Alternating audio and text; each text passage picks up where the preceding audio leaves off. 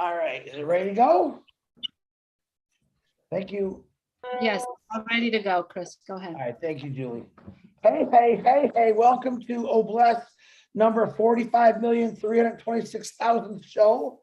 You know, I like saying a number because I don't really know what it is, but I know if it's more than one, it's great, and it's been a lot more. I want to welcome all of you to the Obless show, where we're going to talk about cleaning up the mess of the world through Obless. I have some really cool people on here tonight. I've actually had them on a long time ago before, and one of the founders reached out to me, was it last week or 2 weeks ago, and was talking about this is what they need to do in the Bahamas, the Caribbean. They get all kind of storms. And I was talking about it, and Janet Butler, she slammed me with a text. Chris, tell that guy to connect with me. That's what we're doing. So I decided to say, what the heck? Let's get him on the show. Actually, I talked to Janet about it a little bit today. It's very interesting. It's very unique, and it's going to be very helpful. And that's what I'm talking about, Obless. You might have the silliest idea in the world, but that silliest idea might be able to help thousands, maybe even millions of people. So don't think just because you think it's silly or someone laughed at you, you might have a great idea to help people. So on that note, first of all, let me thank everyone that's on here, because I always forget. I do want to do some shout outs. Number one, a very, very happy birthday to my brother, Bruce Gerstein. Always love to see you, Bruce. You make me smile. You keep us all excited and laugh. So, man, I wish you many, many more, brother. I know I always tease you, but, you know, I like having fun. I tease everybody, Bruce. So God bless you, brother. I hope you look damn good for 106. I don't know if I'll be able to make it to 106 years old, but Gene, what are you doing? I said he's 106. Anyway, I also like to thank Julie Wen for helping me run this panel today. And special guest, I'm going to let her announce everyone, is Janet Butler. She's from the Bahamas. She is, listen, I got to know Janet real good in the last, I probably say 3 or 4 months. She is not only a wonderful Christian lady, she's a sweetheart. She's married to a beautiful guy. She's got beautiful kids, and they work together like I've never seen a couple work together. It's pretty cool. But as I got to know her more, she just really is a special place in my heart, because everything that she does, she never thinks about herself. She's always thinking about somebody else. Now, a lot of you know her now probably, but they held a group she's a leadership. They held a group in the Bahamas, and they kept it private just for their district. And they grew it up, and they grew it, and they grew it. And I had gone to 1 or 2 of their webinars. I'm like, wow, I actually really enjoyed it. So they didn't hide it from us. They just wanted to strictly work on the people in the Bahamas in the area and teachers. And oh my God, they did such a great job. And if Daryl Cook's on here somewhere, he normally takes notes. I want to thank him, and everyone that's on here. Always thank you. And if you guys pop on and I miss you, I apologize, but I'm going to get this going. I want to turn it over to Janet Butler. Janet Butler, you have the keys to this car. You start it up and throw it in gear, sweetie. All right, thanks, Chris. Hi everyone. I'm a little nervous. Being on a global type platform is not easy, but I'm going to give it a shot. So I'll start off by saying, yeah, we have I've gotten to know a lot of great people in my community, and when I say my community, the Bahamas is made up of a lot of different islands and keys, and we've got 17 main islands. And so when On Passive, when I was first introduced to On Passive, it was an opportunity to start sharing the benefits of On Passive, and I really saw what it could, the possibilities of how the products and the tools and the income opportunity could change our communities. So my husband and I, his name is Eden, just like the famous garden. All right, so that's EDEN. So we had a mission to set out. We've dabbled in online opportunities before, but we had a mission to set out to at least get 100 people in the Bahamas, because it's just a small country. Well, we did supersede that, but one of our major goals was we knew that the opportunity was going to change our communities. And so as we got people in, we encouraged people to reach out to their family and friends And our whole mission was always about reach out to your family and friends. You don't have to, you don't have to try and share this or grow this. If you're not the type of person that can do this, bring them to our webinar, and let us talk to them. Let us teach them. Let us explain what this opportunity is about. And we were able to teach a lot of people how to get on their computer, and just join webinars, how to get on their computer and log into their accounts. Some people, we even had to, teach them how to set up their emails. But we ended up creating a community of people through just helping and sharing and inspiring. And what it evolved into was, you know, everybody started wanting to go out, and as people came in, they wanted to start sharing in their community. Oh, I want to help my neighborhood. I want to help my church. My church needs this. This. So we just had people starting to come to us and say, help us. How can I help my people? We want to grow. And then through Chris inspiring me about Oh Bless, and hearing about all the different things that he wanted to do, it again transcended from us going back to our community that we were creating. And then we started having conversations about how we're going to give back and what we're going to do. And as people kept coming every week, and started sharing, we started realizing how many of us had the exact same visions and the exact same ideas.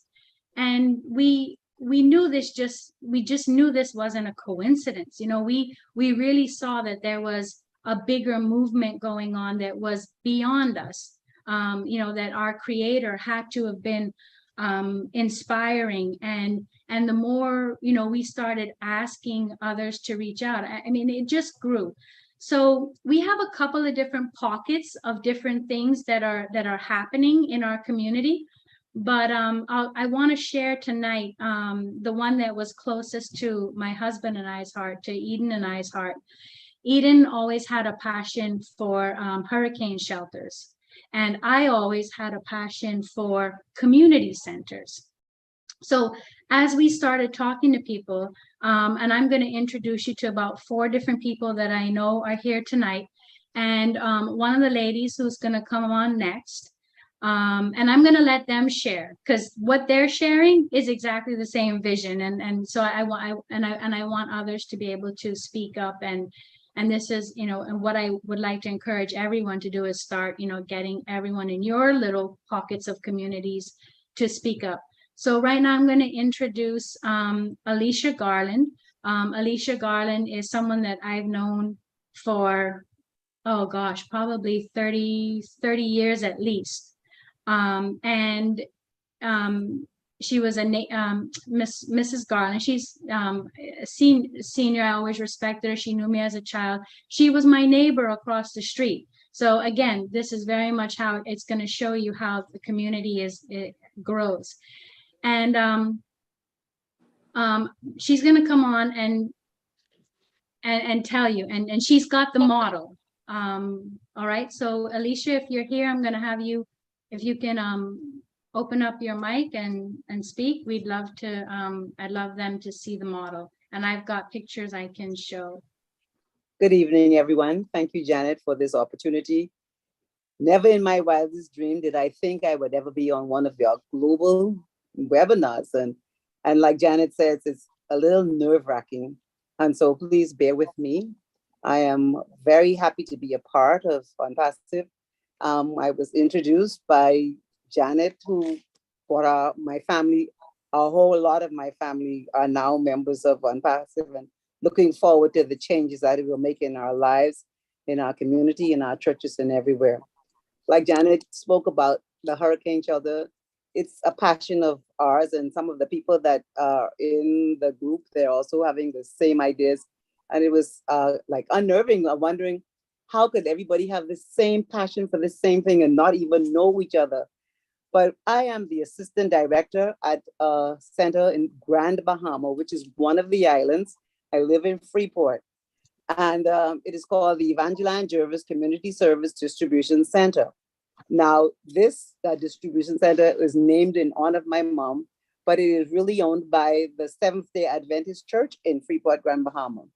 We've been around for many years as a part of the Freeport community, but and we have grown and we became a non-profit organization because of what we did. What we had going on with us for a while is we have a center. We started out offering hot meals to those persons in need in the community, and they would come in and they would receive hot meals. During Dorian, which is, I mean, those of you who have never experienced a hurricane cannot even imagine the devastation. It was the worst thing I've had in my lifetime, and I'm senior. Janet, as Janet alluded to, I've been around the block for a couple of years. And what happened was, during the hurricane, our church fellowship hall was used as a shelter. During the hurricane, the roof was compromised. So the individuals had to move from the hurricanes, from the fellowship hall into our sanctuary. So here now, our sanctuary is housing over 300 plus people. And what they did not do in the sanctuary, it was desecrated, decimated, everything happened. And so after that, we ended up having to gut the whole sanctuary and have to redo it all over again. So the members got together and said, this cannot happen again. And so they say the best thing to do is to design and build a dedicated hurricane shelter. There is no dedicated hurricane shelter in the Bahamas, in Freeport. During the hurricanes, they go to buildings that can house them, churches, schools, auditoriums. This is what is used as hurricane shelters. But we have started the very first dedicated hurricane shelter in the Bahamas. And we're very proud of what we're doing, and we're looking forward to finishing it. When I was introduced to Ampasif, I said, wow, this is exactly what we need so that we can finish this hurricane shelter, because the funds came from donations from members of the church, members of the community. And so whatever we did, whatever we have done to this far, and it's over 4,000 square foot building, because we need to make it a size where it's also manageable. And we've what we've done so far, we're on the completing end now. It also is already the walls are up, the windows are in. We use the partitioning is in. There's a kitchen there with a great big hall, empty space inside where we can house the people with partitions and bunks that can be removed.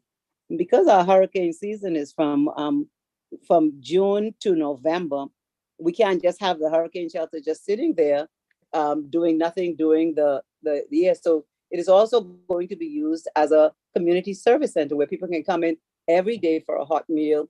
We can have classes teaching people, helping with homework, teaching classes, cooking classes, vegetarian cooking classes, health sessions. It's going to be utilized by the public.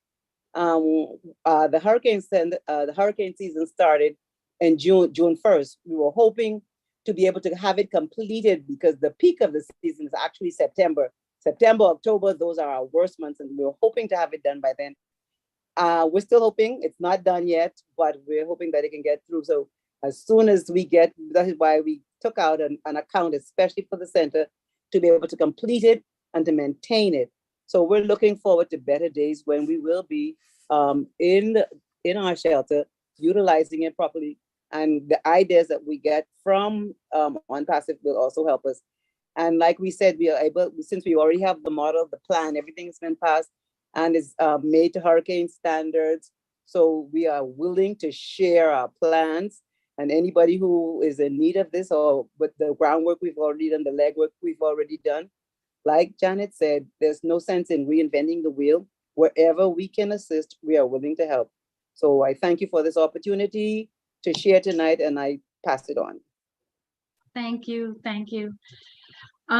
So as you can see, it's that dual model. So right now, what I'm going to do is ask Jeffrey Pinder. He's going to come on and share just a little bit more of how the idea is moving. Go ahead, Jeff. Good evening, everybody. Good morning, good night to all Amphibians. My name is Jeffrey Pinder, and first of all, I want to take this opportunity to say to our CEO, Mr. Ashton Furrer, for envisioning this opportunity for all of us. I, like a lot of us in this organization, have been for a long time looking for an avenue to create passive income, and also looking for funding sources or the ability to be able to create wealth, and also to have funds sufficient enough to do a lot of the work that I've already been engaged in. My background is also based in community building. I'm a former senior executive for our government in the Ministry of Tourism. Janet and I are connected on one of my community-based projects. And when I learned about this opportunity was through Janet, and I pretty much jumped on it. I'm a coordinator. I don't know if anybody have heard of a US-based nonprofit called the Samaritan's Purse. I've been a coordinator, project manager for the organization, and what they do, they're a Christian organization, and what they do is they go around the world, post hurricane or any natural disasters anywhere around the world. And I had the privilege of leading about 25 guys through the process of rebuilding to the best that we can with the limited resources we had. If I could just back up a little bit, and I'm not sure, I know there are disasters that most of us would have experienced at some point around the world, whether it's tsunamis or typhoons, but hurricanes are unique to the Caribbean. And the Bahamas are sitting closer to the United States in the north and the northeast, but it extends all the way throughout the Caribbean, and we're very vulnerable. And specific, Grand Bahama is one of the many islands that seem to have been since 2003 impacted by several hurricanes. What this has done for our country, and specifically for our island, is put pressure on us during the months of June to November, where we have to scramble from a management standpoint to find locations in the event that we're going to be impacted by a hurricane. Where do we take those persons who need to go to shelters? Bearing in mind that most of our islands are surrounded by water, and most of the population lives along the coastline. And for our members of the Caribbean, you can relate to what I'm talking about. I live on the most western part of Grand Bahama Island, called West End, which is about 55 miles away from West Palm Beach. And we are very vulnerable to storms. And this is the one side of the island where there is no shelters available. This means that when there's an announcement for a hurricane to impact the island within 36 hours, the government makes preparation for us to evacuate, okay?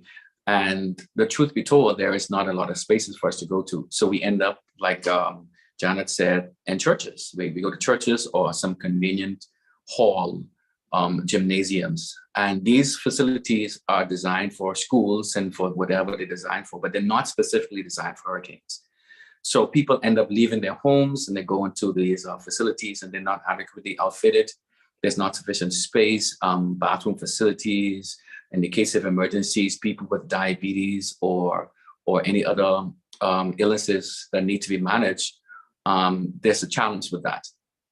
I face a challenge in West End, where if a storm was to impact us now, we have to be forced to evacuate it because there's no shelters in the area. So it's ironic that here we are, all on the same island, and all of us having the same general idea, but don't have, one, the resources to be able to execute our plan of getting a facility, and secondly, not having a space in the event of a storm ready for us to go to. So we had a conversation in our last webinar, and we were all kind of trying to figure out, okay, if each of us have these general ideas, we've concluded that once these apples start to come in, one of the things that we're going to do is we're going to build shelters in our communities, whereby people who live in the communities where they are, they don't have to leave, and they don't have to worry about being impacted by the storm and so forth. My idea is similar to Ms. Garland's idea and Janet's idea, which is to put a shelter in the community. But that would require us to build a facility find staffing to manage it. And then there's the operational cost of and all of that. So the conclusion we came to is that once our apples come in, there's already a platform in place. The platform is with the churches. The churches are already doing outreaches throughout the communities. They know their church membership. They have extensions through the government, through our social service department and all these other agencies that support community development. So why reinvent the wheel? Why not empower them by giving them the resources to build proper facilities that can, one, facilitate our need for hurricane shelter within the community.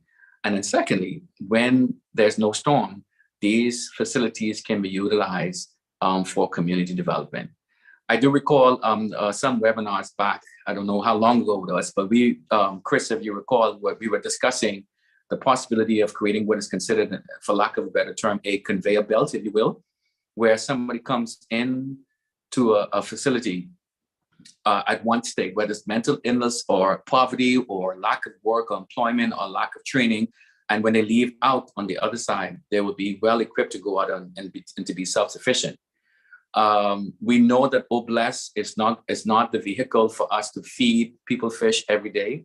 It is to help people become self-sufficient and independent. And so what we have concluded is that by building these facilities in the communities where we live, we're given each of the communities now to grow on its own. And that's going to take stress off the government's already strained resources for emergency services and the rest of it. So we're thinking community center / hurricane center that can accommodate anywhere between 300 to 500 persons comfortably. We're also considering that we're now in the COVID-19 era. And while COVID-19 is not gone, it's manageable. So we have to prepare for adequate spacing for families and so forth. And we think this is the best solution, the way forward for the Bahamas. We are going to be impacted one way or the other by storms and the way forward because of the effects of climate change. And so I think we're helping everybody in this whole process by dedicating funds to either constructing or rebuilding existing facilities and making them adequate for hurricane centers and also for community centers. Thank you for the opportunity. Thanks, JP. Yeah, and one of the, I just want to add to that is a lot of churches have current software that they're using to manage their churches. So we're excited about showing them all of the product suite and tools that that OnPassive has to offer. And then, of course, encourage them, we have actually quite a few churches in the Bahamas that already have foundership positions. So we know that we've already got that part in place. And those that don't, as we introduce the tools, they can also have reseller accounts, obviously, so that they'll have a source of income as well. So also now joining, I'm gonna invite Albert. Albert is from Antigua, and of course not the Bahamas, but still we consider all those other islands a part of our Caribbean nation. And so he's going to go ahead and he's going to elaborate on another factor that we've added to our plan. Go ahead, Albert. Janet, pleasant good evening to all, Chris and all the other leaders, saying good evening, good morning, good night to wherever you are. I'm Albert, as Janet said, and I'm from Antigua. Hurricane shelters has always been my passion, likewise with Janet's husband and Jeff. And what drives me with this is the fact that we sit back and watch the governments do nothing about it. I mean, they are fully aware of the problem. Year after year, hurricane season after hurricane season, they've seen the effects of persons being in shelters. The ability to get to them in case of emergency. Not only that, then we're looking at security, because a lot of persons have suffered from being in shelters. here's if you have your personal belongings, and if you don't keep a keen eye on them, things are going missing. And just like Jeff said, we're still in the COVID season, and we have to be mindful of the close contact.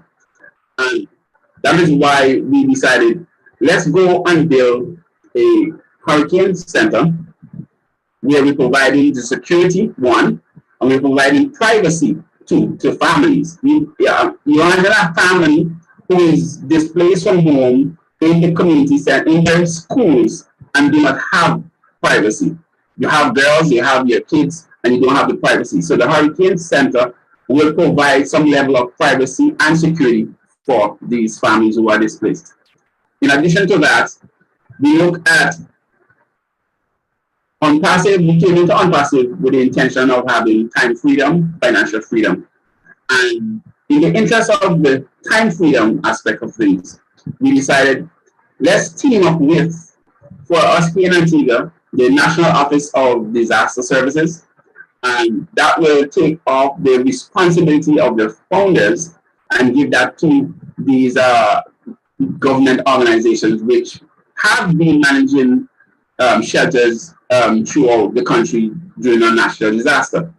By teaming up with them, they've been providing the resources, human resources, the supervisors, volunteers, and the whole 9 yards. Now, the founders are free to do other things or concentrate on other aspects.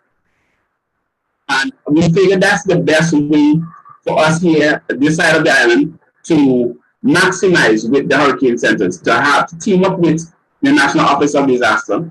They know the layout, they have the plan. Not only that, all the resources that they would have used during the hurricane season in the schools and in the churches, having the resources being scattered across the country. Now we can concentrate them now on the shelters. We have more control, more management by having enough adequate manpower in a specific location. It also makes transportation to and from the shelter to possibly the hospital or the clinic more feasible, because you're not all over the island, you're in a general location. Now, as Jeff said, we are looking to build shelters to accommodate 300 to 500 persons, and that will be a lot manageable. Differently from that, we're looking at resources. Once again, the objective of the Hurricane Center is to take the pressure off of the government as it relates to water or even electricity. We don't want to build a shelter and then it still becomes a burden to the government. So, one, by teaming up with the National Office of Disaster Preparedness, they provide the resources, and two, we providing the utilities for these shelters. So, the government is out of the loop, there is no pressure, and they will be more than happy to welcome such initiative. All right? And lastly, what we look at is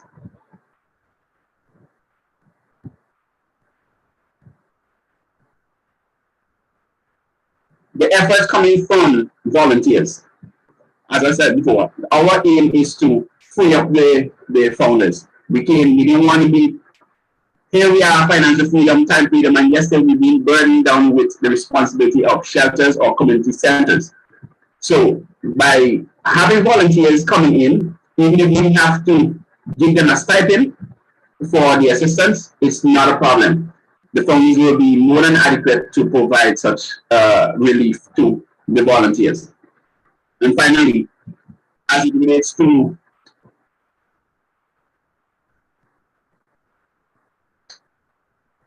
finance, as it relates to resources for the shelters, food, and other resources.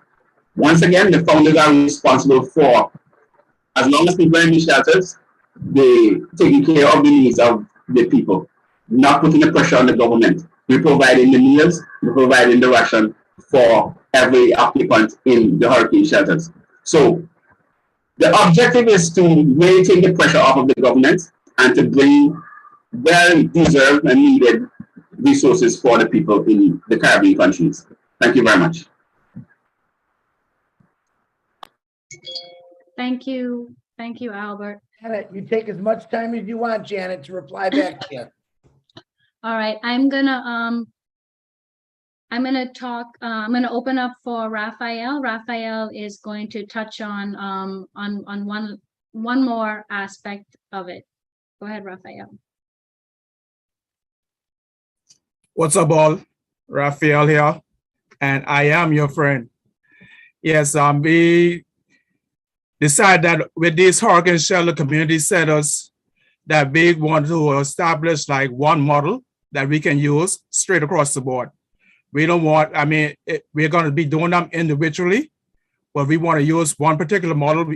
Like Ms. Garland has her model already. So we're thinking about using that particular model straight across the board in all of the islands. Here in the Bahamas, in the Caribbean islands, we just want to be set up with that one model where we have that one building that can house 300 to 500 people. You have your own water supply, your own electricity supply. And during the times when we're out of that hurricane season, we're going to use these buildings to house women that's in need. We're going to use the buildings to supply the needy. We're going to supply food and shelter for kids if they need it. We're going to bring people in that during those periods of times that we're not in the hurricane season, we can teach people to go out there and take care of themselves. If you need counseling, women need counseling, we will have counselors in the buildings. If the kids need somewhere to do homework and other stuff, we'll have those facilities in these buildings also. That's what I want to say. Great. And we just feel that by going the route of reaching out to the churches, they know the needs of their communities. They know the needs of what's going on around.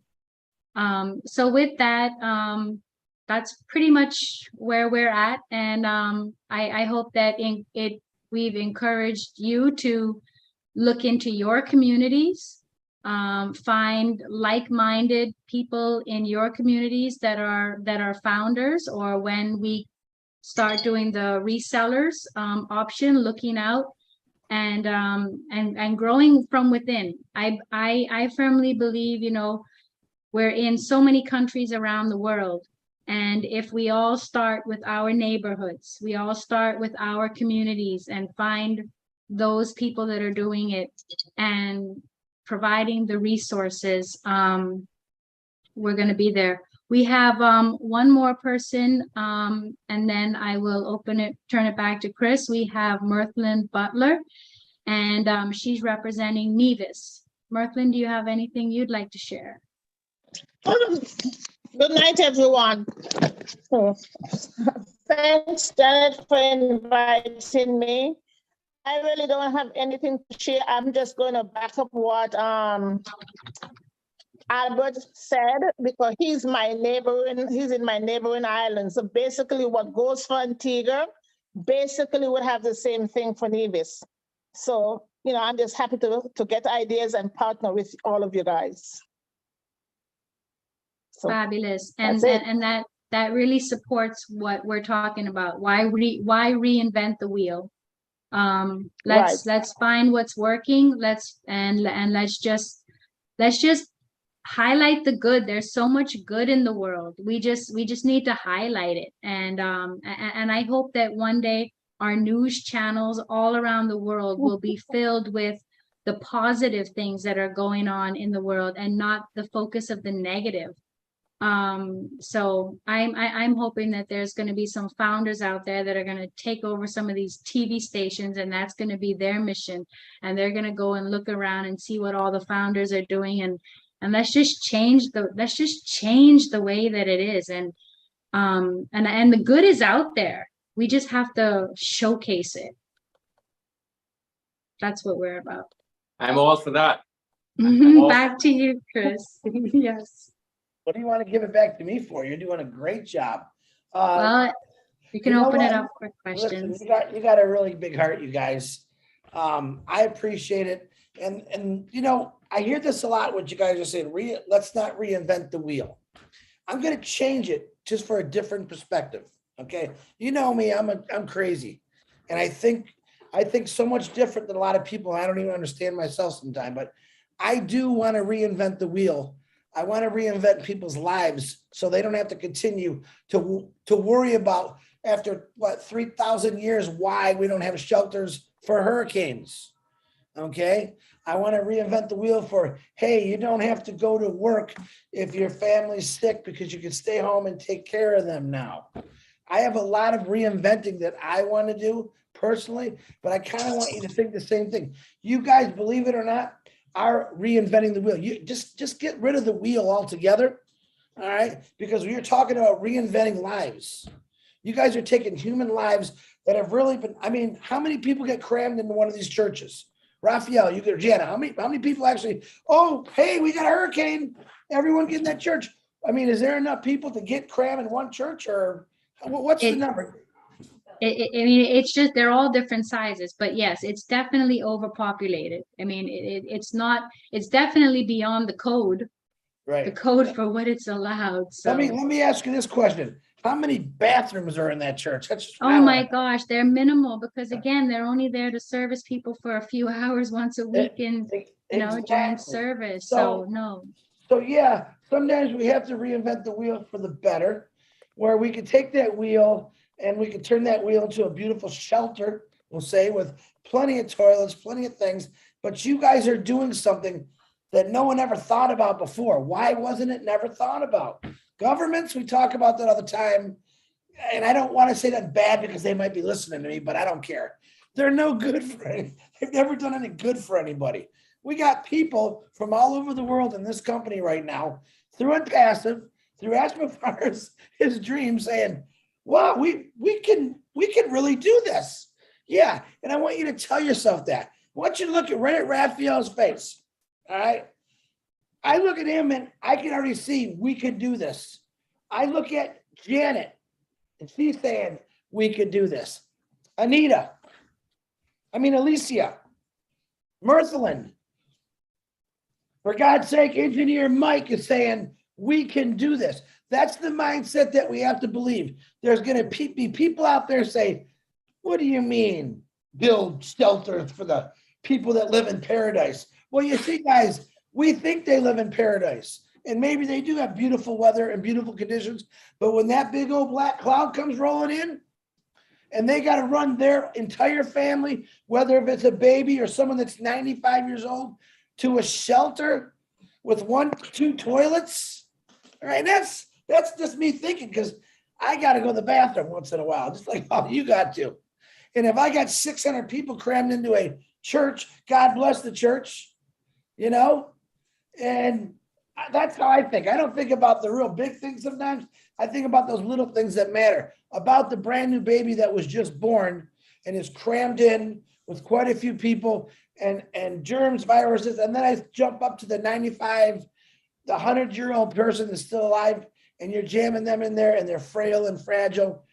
And do you think the governments, or let's say, do you think people in the past really thought about that situation? No, they didn't. Let's be honest with ourselves. So go ahead, Janet. You know what else, Chris? Most churches already have plans in place for community centers and distribution centers. And even schools, they just don't have the funding to expand it. And here in this country, most of them have an ample amount of land to do so. So when we start approaching them, we're just gonna be making their dreams come true and have their plans come to fruition. So we don't have to go and buy land. There's so much red tape that we're gonna be able to avoid. What's the life worth? I mean, you've heard me say this a million times. What is Janet Butler's and her family's lives worth where no one really looked at this? Okay, the government came in, they built you some churches. God bless that. That's a great thing. They did something so small and such a humongous scale it needs to be. Thank God that they did put something like that to help people. But I never asked this. What's the statistics when a storm like that comes through and how many people actually don't make it to that church or to that structure? Or do people? Many people don't go because the conditions that they're gonna have to be in is worse than what's at home. So they end up in the rafters of their roofs. But I see Albert has his hand up, Chris, so why don't we let him pipe in? I think he has something. to Albert, add. you got that real tan hand. I couldn't see it, buddy. Go ahead, my brother. Yes. One other thing I wanted to add is the government put the responsibility on the churches, the pastors. I can talk about here. The government was saying to the pastors, please ensure that your church is accommodating for persons. Now, the government is not helping the churches, but it's putting a demand on the church, the pastors, to say, make sure your church building is conducive to accommodate people as a shelter. And a lot of the churches over the years has begun to deteriorate. Not only that, for the schools, a lot of the times, depends on what time the hurricane do come. When it's time for school, the schools can't reopen because they still have persons in the schools as a shelter and unable to get back to their home because part of their home might have been destroyed and so on and so forth. So it's a rippling effect. It disrupts everything because schools can't reopen. You have persons in the schools. Their homes got destroyed. The church can't operate because you still have people in the church as a shelter. So this is so timely to mitigate all of these different things. Thanks. Thank you, Albert. Raphael, I noticed you got your hand up. Go ahead, my brother. Yes, another thing that I want to mention why the hurricane shelters are so badly needed is that if you look at our islands, most of our islands are so very small. If a hurricane or something is coming, we have nowhere to run. You know, like the island I live on the island of Eleuthera. We're 110 miles long, but we're only 2 miles at our widest point. So if there's a hurricane or something coming, where do we run? You know, the hurricane shelters are needed in all of the islands. They have some islands that are even smaller than this one that I'm on. You know, the other thing is that I want to mention this. Me personally, I want to keep the governments out of it as much as possible because I don't want after it's done that no one comes showing their faces, want to take pictures and everything like that, just get their face in, because this has been happening before I was born. You know, I'm in my 50s. This has been happening before I was born. Why didn't they do something before for us before that? You know, I just want to contribute that. Thank you, Raphael. Alicia, you go right ahead because I know you got something good to say. And Jeff, you're right after Alicia. Okay, I'd like to say that the government has done what it could. Our problem is we do not have the funds to do it. And so, I don't want to make it sound like it's all bad. It's not all bad. They've done the best they could with what they had. And so this is why this opportunity that is afforded us now is a great one, because we will have the funds to do what is needed, and we will be able to help a whole lot more, and we will be relieving the government of some of the pressure that they have because they want to do better, but we just don't have the funds to do it. And so I think that instead of beating them up, that we just need to lift them up and support them and do what we can so that we can make it better. And a lot of people don't, they go where they go to the shelters. Some people stay at home, yes, but some people go to the shelters because that's the best that they can do. And it's better than staying at home. So even though the conditions at the centers aren't great, they're still better off in the shelters because they are being protected. So it's just that with joining on Passive Founders it's gonna help us to provide what is really needed. Like I said, there's no specifically built hurricane shelter in the Bahamas. So now this is new. We're moving on. So I think we're moving in the right direction. And I thank all the administrators and all the founders and everybody that has brought us to this point with the hope. We now have hope of making it better. So it's not all doom and gloom. There is hope. And so we're looking forward to that day when the apples start coming in and we can get our dreams filled in. That's it. Okay, Alicia, I need a cup of Alicia every morning with that positivity in us. I love that. That was beautiful. You're right. We're not trying to blame people here. We know there's some things at fault here and there, but I think every one of us have to have a cup of Alicia every single morning to give us that positive thought. So Alicia, I appreciate what you just said. Thank you very much. Jeff, do you think you could top that lady? I don't know. It's going to be tough, brother. It's going to be tough. We're on the same page. That's the bottom line. Here's a thought. I like to consider this opportunity as an avenue to partner. The key word is partnership. We're the biggest global partners that never existed. And I think that's the only way to see it. If you don't see it that way, then you can find faults in the people that we've relied on for so long to be the kind of support that we've needed. And the truth be told is governments are regulators.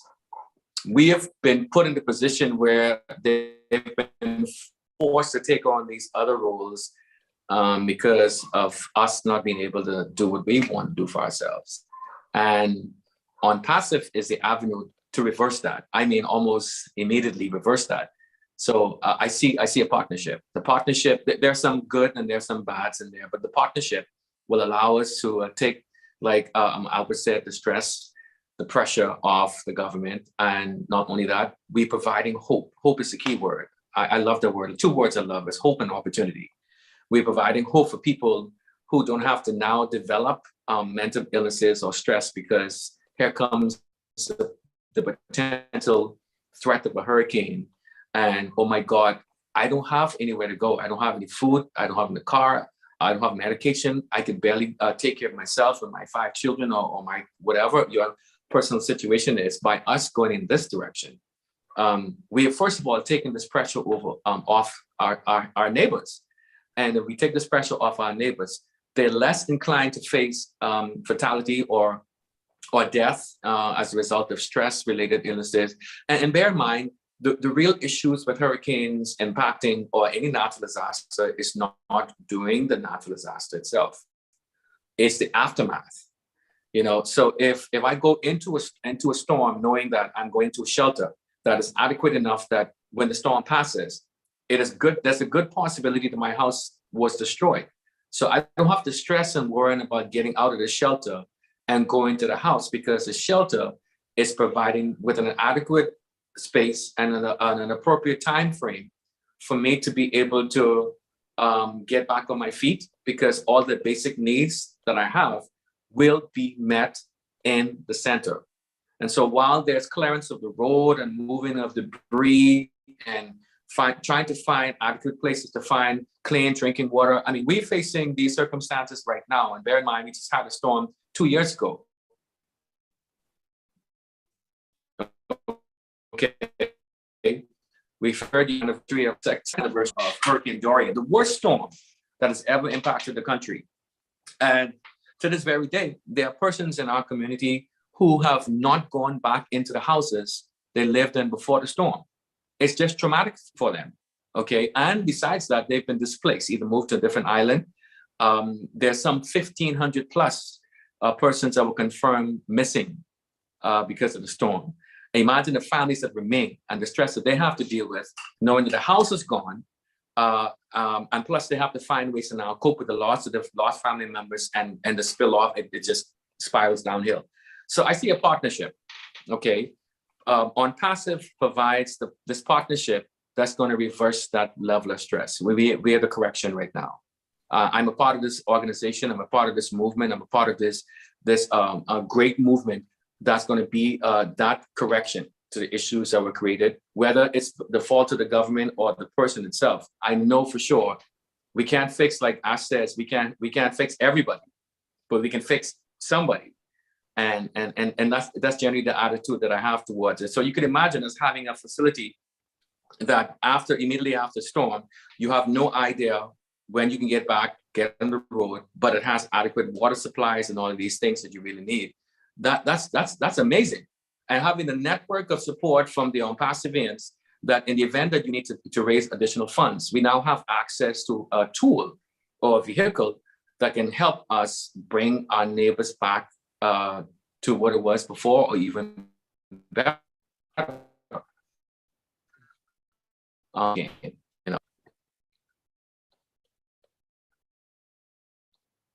Jeff, you froze. Are you done? Your internet, or it's my internet? Okay. Hey, Jeff, you did it. You tied. I'm going to give you two a tie. Excellent what you're saying. I just look at it as here's a less than a handful of people on here that really truly cares about community, about families. In other words, what they did is they took the community, they built another community, and they surrounded it with this beautiful bubble saying, hey, we care. We care. We could do something about this. We now have someone that can help us fund these projects. And if you really think about it, and I'll go back to Papua New Guinea. We talk about Papua New Guinea a lot. They're not asking for, hey, you guys all come on over here and let's do this. They're saying, hey, just give us some funds. We got the people, the mindset to do it right. Just like you guys. You guys got the right mindset because you want to do something. I've said this for years. Doing something is better than doing nothing. I've said that my entire life since I was a little kid because my dad instilled it into me. Doing something is better than doing nothing. And you guys are doing more, you guys and gals, excuse me, are doing more than something. You're not thinking about your little house. You're thinking about all the houses, all the people. And that's people I love. See, in passive, me, myself, and I is not allowed, and that's Chris Johnson's rule. All right. But when I see these individuals, like we've had, not just on this show, but other shows in Oblast, and I see, yep, these are not me, myself, and I people. These are, hey, grab my hand. You grab a broom, you grab a stick. Let's build it. Let's clean it. And let's just do this because you're doing something. Okay. And believe it or not, this little bit of something that you're doing right now is going to progress into something a lot bigger. I think it's going to go a lot bigger than just what you're saying now, because I think it's huge now. But what it's going to grow when the funds come in, and people, once again, are going to be looking at the Bahamas, a country that is the same situation where maybe they have a different kind of storm, fires, like Australia has a lot of fires. They're going to say, wait, we got to do what they're doing. Look, these people got together and they did something. They protected themselves. All right, we can't predict the weather. Boy, if we can predict the weather. Boy, I know Ash is smart. I don't think he's that smart. He can predict the weather. We'd be all set with this, you know. Hey, you know, he say you're going to have a hurricane. Now, I don't know. What do they give you? They give you a week or two before a hurricane. Jeff, I'm asking you this. How long do that give you a warning where the hurricane's really going to be here? Where the eye of the storm, they call it. How long does that usually take? You got about 36. So you got 36 hours. It's time to go to a shelter because in 36 hours within that window, you can have the full impact of the storm. Wow. That's not a lot of time. If you think it's just like you know, in the States or anywhere, a tornado can hit at any time. They kind of give you a warning. They're seeing something in the sky, but they don't know for sure. And most of the time it's false. Mm-hmm. But we're hiding. Listen, I hope to God they always give an alarm for any storm and it's a falsie. If I got to hide under a table or under the stairs or in a shelter for an hour and it saves my life, even though nothing came through, I'm thankful for it. So, Jeff, I don't know what to tell you. You guys are on such a great thing here. And this is what I'm loving. New things coming every single week. And that's what I want to say. Does anyone on here have any kind of questions or maybe they'd like to add to it? Please raise your hand. I would love to hear. Oh, I knew this guy would come on. This we call him the sweet man, Daryl Cook. Daryl, go ahead. Unmute yourself. Hey, I came on because I needed a break from typing.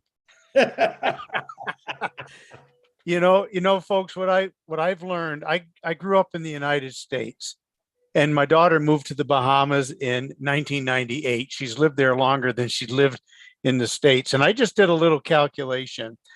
I think roughly the population of the Bahamas is about 0.001 of the United States. Now, I grew up in a relatively weather safe area. Yeah, we've had our windstorms and snowstorms and all of that. But since I've been on the Oblast campaign, if I can say that, and taking notes, I've learned so much from other countries' devastation and desperation. And it's brought me to a whole new level of that mindset that you were talking about, Chris. I have no idea what it must be like to live in Kenya or Malawi or the Bahamian Islands as a full-time resident. I went through one hurricane, but it was only like a 1.2 or 3. Well, let me tell you what, that was enough. I don't need a 4 or 5. But I have witnessed the aftermath. I was down with Janet and her group this past winter, but the grassroots endeavors that I've seen in all of these country folks is what's absolutely mind-blowing, because you've been doing it for so many, your whole life, as Raphael said. You know, they've seen this their whole lives. And I'm telling you, the wisdom of Alicia to be able to take the calm of the storm into her life. And what do? You just provide as much as you can. And now, as you all have said, when those resources come, you got the perfect storm. We saw it with our little movement of trying to get the educational system in a better place in the Bahamas. You folks network beyond belief. And I'm talking, I've seen it now in all these people groups that are talking about Oh Bless. You are involved in a powerful mind meld. You also have done the physical. I mean, I've seen it. Janet has mentioned many churches in the Bahamas. They've got all these things set up. Alicia, my daughter worked at the Adventure Learning Center. I know that beautiful facility that the Seventh-day Adventists have next to the Adventure Learning Center. I don't know where you get the resources, you folks, but the people just give and give and give. Can you imagine what's going to happen when On Passive starts to give back? Wow. Thank you so much. You've just encouraged me even beyond how much you've encouraged me. Thanks for letting me rattle. Thanks, Daryl. I can listen to that rattle all day long. And once again, thank you for always typing these notes out. I do appreciate that. And you will in the future when you guys see what he's done. So, Brian, please unmute yourself. Daryl, once again, thank you. I'd like to say thank you for this opportunity to Oh Bless and On Passive for giving us here in the Bahamas the platform to be able to present our case where we can be a model. Because I've heard Albert Reid, particularly Alicia Garland, she's like a sister to me. I lived in two places in the Bahamas. I lived in Grand Bahama, moved to New Providence in 1999. So I fared all the hurricanes, and my past life, I'm just doing an introductory so you can understand when I speak about the hurricanes. I've never lived in my house during any hurricane in the Bahamas from the time I was an adult, because I always worked. That's the environment I worked in. And since then, I became a member of NEMA. So from that background, that backdrop, I just want to comment on Albert Reid's comment that once we have a designated location, physical structure, the Disaster Preparedness Act of the Bahamas actually has that where it actually can use that, in Defense Force officers, you have nurses, social workers that can outfit the human element, professional support that's required. So it is nothing that we control, it's the law. Once you have a disaster, that part of the act takes over. Defense Force officers and other personnel comes in, health personnel comes in to assist. So we're gonna have an opportunity to allow Oh Bless to bless us more, because once we get help with this infrastructure and we're moving, it will just take us off and parachute us to another level, because we do need the help. We do need the manpower. We do need the infrastructure. But this platform, Oh Bless, is going to help us greatly, because particularly Grand Bahama, and Alicia spoke to it earlier, I won't speak so long. Grand Bahama and Abaco is basically in the traffic of all hurricanes that come through this area of the Western world. I live in Nassau. We don't have it as often, but it devastates those two islands, and it's really a tragedy what Dorian did to us. But I'd like to say thank you again for allowing us to be on this platform where we can actually provide relief, provide an opportunity to help more persons than we would have helped in the past. And I'd just like to say thank you again. Thank you, Brian. Wonderful, man. Where are you guys coming from? Where's all these gems been hiding? That's not what I want to know. Someone's been pulling weeds, and look at these roses popping up. Brian, I appreciate those wonderful words. Engineer Mike, what you got, my brother? Hello, everybody. Good evening, our leaders. So to me, I will not call this, I will say Team Island, because it's Team Island. Because I can see Albert is coming from a different island, Jack from another island. I can see Miss Janet Butler from another island, everybody meddling for a different island. So I'll just say thank you, Team Island. Thank you very much, Miss Janet, for everything you do. To me, I just, excuse me, I look at it in a different perspective. When I look at those islands and I think about Hurricane Katrina, which was between August the 23rd to August the 31st of 2005, just for 8 days. The disaster that Hurricane Katrina caused in the United States in Louisiana, oh my goodness. So this is in America, United States of America, with all the facilities and all what the weather checks that they have provisions to do all of these things. But go to the islands, we don't even have them. So talking about the infrastructure will be a very big deal. And this will go a great big way where what Jeff was saying. It will go a big, it will solve the situation, because this platform we're using Obless to do a lot of stuff in the world, right? I was in the webinar on Friday with the Somalian community, Friday the 22nd, last Friday. What I told them was that, I mean, what OnPassive will be doing for us, the platform that Mr. Ash Mufare has created for us will lead us.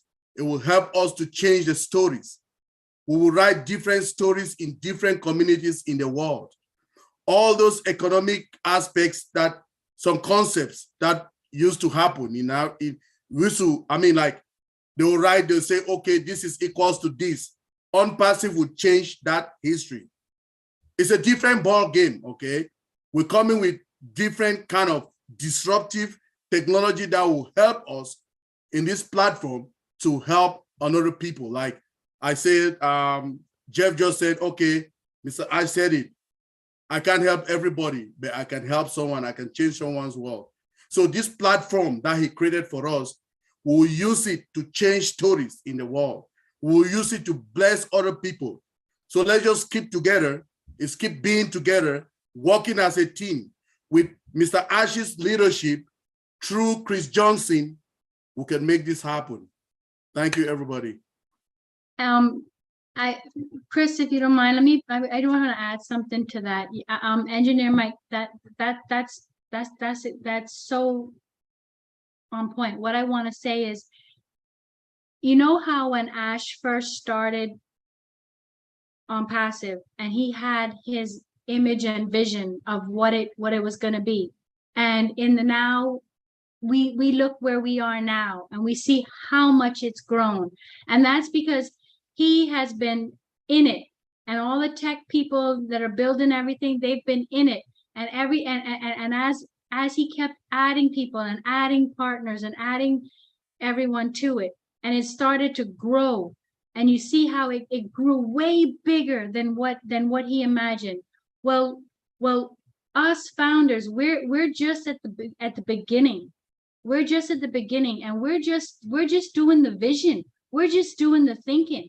And look at how much we're already imagining that we're going to change the world and make a difference in our communities.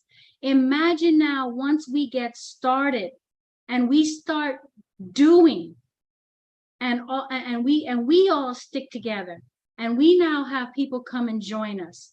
I mean, we're going to look back 3 years from now, 5 years from now, and if we watch this, and we're going to say, oh my gosh, look at those small little ideas we had. The same way that Ash commented about the old founders platform. Oh, blow it up. We got something way better now. And that's what's going to happen. And we just need to stick together. And we may not be able to stick together in these big, huge Zoom meetings, you know, once a week. And that's why I want to encourage everyone to, you know, physically get out there and find those people in your communities, because when you start working together physically with one another, we are going to the same vision that Ash had and what it is now today. That's how beautiful and big it's going to blow up. And I'm sorry for piping in, but I just had to input that. No, you can pipe in any time you want with wonderful words. Thank you, Janet. Michael, thank you very much. Obviously, you listen, when every one of us say something or speak, believe it or not, it's igniting something in someone else's head. I might be able to say a sentence or a paragraph, and maybe three of you might think of something, wow, I can add to that. All right. That's what I love, because that's where I get a lot of my inspiration or things that I want to talk about, by listening to you guys. All right. Not just the simple things Mike was just saying, which wasn't simple, very important, sparked an interest in Janet. Said, oh, whoa. I didn't know if she was going to smack him or hug him at first. I'm like, oh boy, you know, but that's why it's very important to pay attention on these webinars, because the slightest, I mean, 3 little words could set something up in your head and your heart, like, wow, I get it. No, I could do something like that. And you don't have an idea until it hits you. But trust me, in the next, I'm gonna say in the next 3 weeks, you know how I like giving homework assignments out. And Lily Lane, I know we haven't even finished that last homework assignment I gave out, but I want you to practice in the next 3 weeks.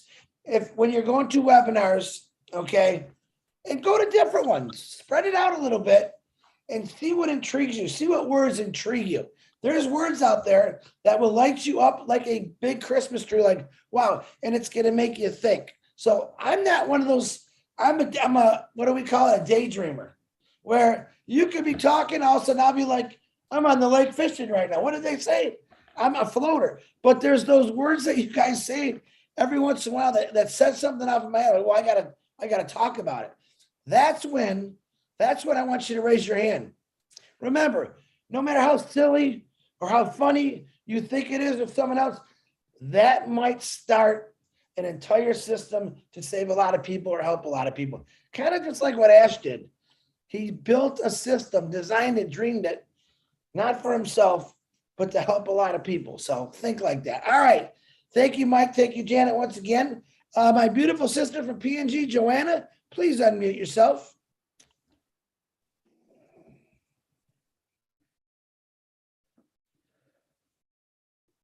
Joanna? There you go. Yes, thank you. You're welcome. Good evening, good afternoon, and good morning from PNG. Thank you for having me on. I've been listening to everyone speaking. My scenario is a little bit different from what everybody else was talking about. We normally don't experience yours and the big storms we normally face that here in our country, but there's a scenario here that way back in 2000, I had a personal experience, and that prompted me to reach out to do something that I did with I did on my own with no support. And when Oblast was introduced, and when I was introduced to OnPassive by David Bakau, I didn't know what it was. And I thought it was something to do with the MLM marketing, and I didn't understand, but I only had to, because I trusted him. I know him, so I trusted him for what he told me. I just signed in. But as we came along, I realized that it is a different thing altogether from the MLM markets that we normally have here in PNG. So for me, it's a prayer answered. I always say this, and every day I always thank God for what He has taken me into, to David Bakau, and then thank you to Marty for introducing the business to PNG. And what I have taken into account in doing was I'm actually a single parent, and I had 3 children. And they were very small when the father passed. And it's like 33 years gone now when the father passed. But those 3 children were very small. And my baby son, this is where it prompted me to do what I did. And now this Unpassive thing came on. And I'm so thankful to God that this platform has come along, that I know I will reach out so many. So though I was single-handed myself, my last son was only 1 year, 6 months, and I raised him to year 17, and then I had him lost to some food poisoning. He took some food that was not good for him, and I rushed him to the hospital, but they couldn't save him. So I lost him at year 17. And then it was something like a pain in my heart that I complained, and I said, God, you should have taken him when he was small, and I should not have wasted all my time in raising him to this level. I had some complaint. Turned out that, well, if I'm feeling this pain, there are other people who are losing their children to drugs, to feeling. So I better reach out and do something. So I started working with the street that I live in. I saw the street children, and I, with my own, once held them with the school fees, I did them a little bit of lunch, because I had that pain in my heart. In losing my loved one, I thought, I could be of help to some other parents or people who they see their loved ones, they want to help, but there is no way they can help, like giving them a lunch or providing them food for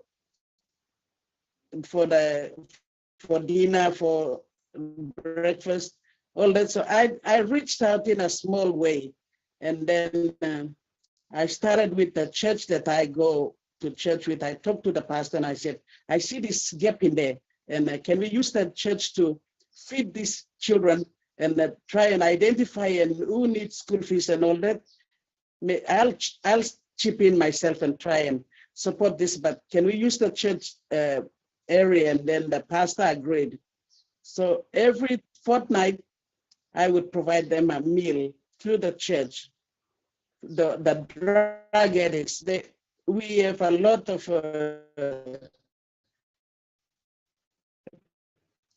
children, young people who take drugs because they are hopeless. We are out in PNG.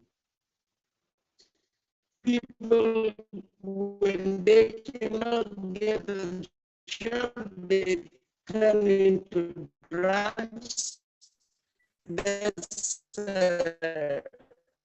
Johanna, I'm so sorry. I'm turning Johanna. off your video right now, Johanna, so that the audio can come through. So the audio can come through clear. Hold on, Julie. Joanna, can you hear me? Joanna, try turning your camera off because your internet's getting real breaking up again. I did, Chris. Thank you. Did she freeze? I believe she is. Her camera supposed to be off by now, but she freezes. So, Okay. yeah. Joanna, if you can hear this, we'll come. Oh, she's gone. Papua New Guinea. God. Hey, Ash, hurry up, man. I need some internet over there. All right, Joanna, we'll come back to you if you come back on. Bruce, birthday boy, Gerstein, 106 years old. You're looking sexy. Go ahead, man. What you got to say? Thank you. It's because I eat my Wheaties. I'm 100. Oh, God. What a joyful day it's been. Thank you so much, Janet, and all the Bahamians for what you've done tonight. You know, one of the things that I love about what you've done is you've seen the vision how it's important to have the strengths in your own community.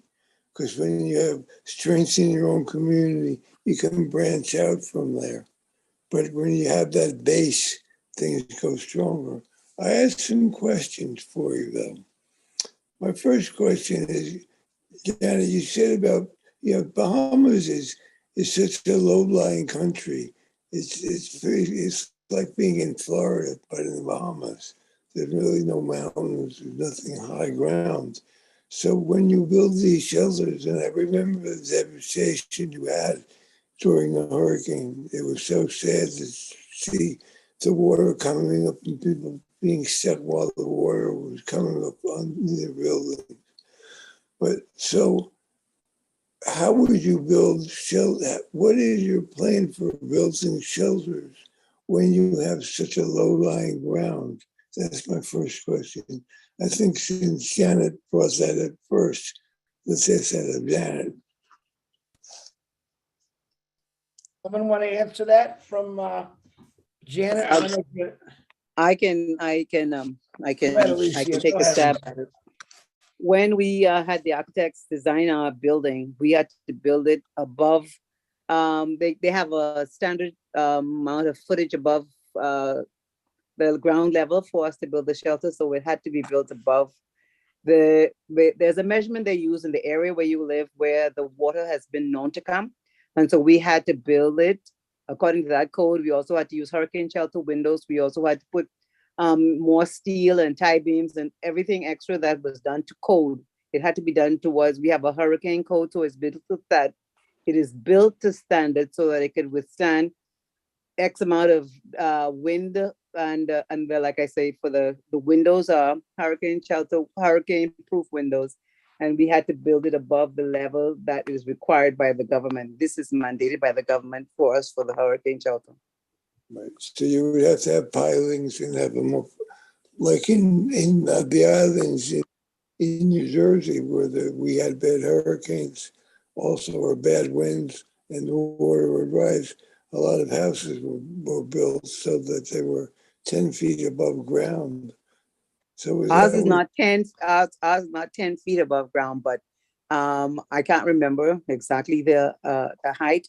But it's built above level, and we have a ramp for the handicap access, and then there are steps that lead up to the building.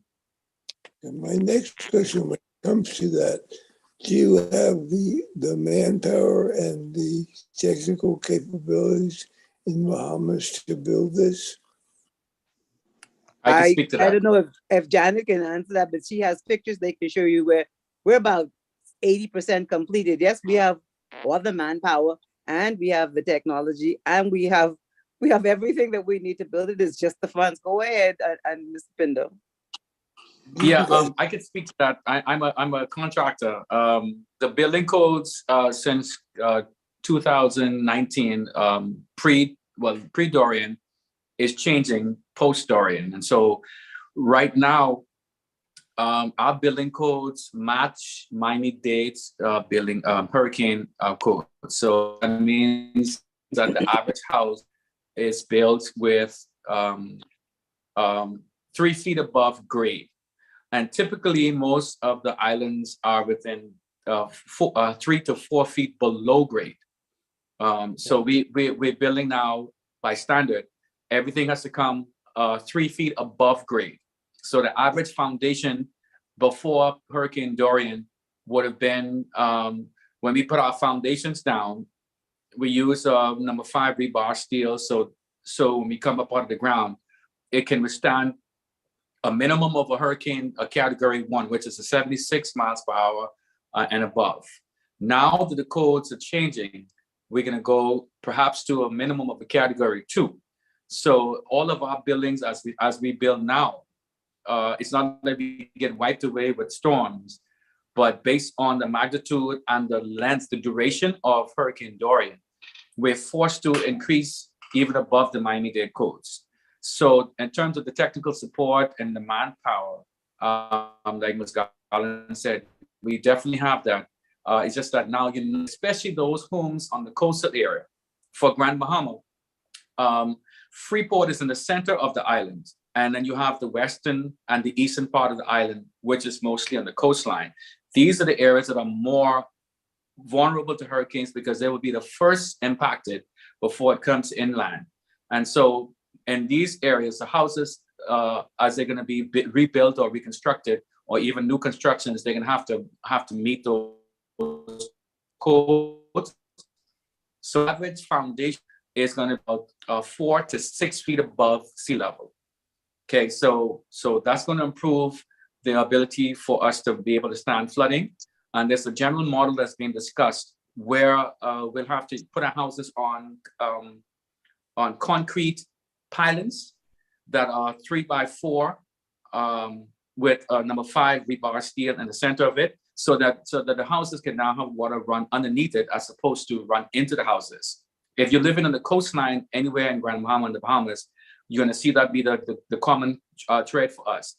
Plus, we have the houses that are built out of wood, which are very durable. There's extra steps now where we're going to be using more screws instead of nails.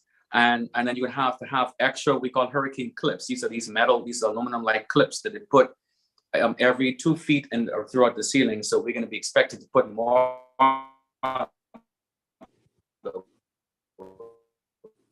Well, it sounds like you know what you're doing down there. And you also said that you also looking for improvement on the. You're breaking up. So you also said that the churches are involved with this building of what's going on there. And I heard that Janet said you have a lot of the churches that are also founders, which is fantastic because when you get money from Oblast, it never goes to the government. And it's not about being angry with the government. It's just that management of money is important with this. And the management of the money that you get from Oblast has to be separate from government. So if the church needs to build up, it uses money from Oblast to build up. If you need money for a shelter, it uses the money directly from Oblast. It never goes to the government. So you get the government to give you permits to build whatever you need to do. It doesn't matter what it is, the government is not be involved. But what I love is that you have unity in your community.